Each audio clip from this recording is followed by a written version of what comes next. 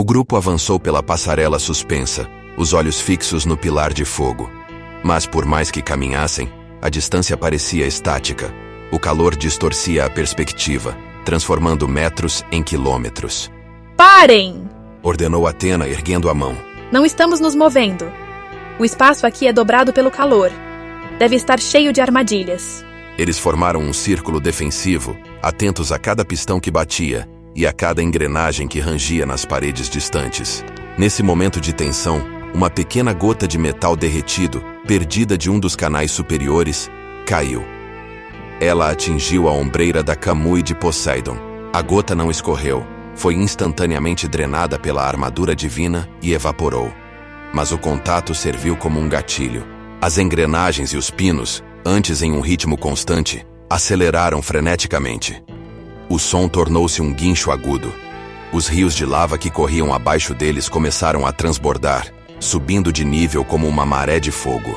De dentro do magma borbulhante, formas começaram a emergir. Não eram monstros orgânicos, mas máquinas. Figuras de bronze polido, de cerca de 2 metros de altura, subiram para a passarela.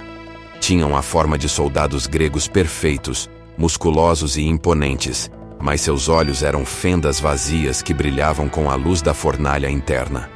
O bronze de seus corpos não era rígido, movia-se com fluidez, alimentado pelo calor do planeta. Talos? Questionou Athena, recuando um passo incrédula.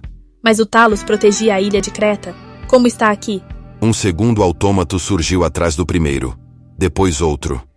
Em segundos, dezenas deles brotaram da lava e das sombras das máquinas, cercando a coalizão na passarela estreita. Não é o gigante de Creta, analisou Julian segurando o tridente com força. São versões compactas. Um exército de produção em massa. Ikki deu um passo à frente, as chamas ardendo nos punhos, pronto para transformar metal em poça. Espere, Ikki! Cortou Athena, sua voz sobrepondo-se ao barulho das máquinas. Força bruta não vai funcionar contra algo que se alimenta de energia térmica. Precisaremos lutar juntos. Os autômatos bateram os pés de bronze no chão de metal em uníssono. O som era o prelúdio de um massacre. Preciso de uma estratégia. Sussurrou a deusa da guerra, os olhos varrendo o ambiente hostil.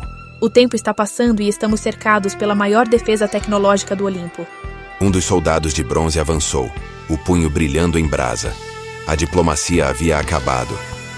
A linha de produção exigia sangue.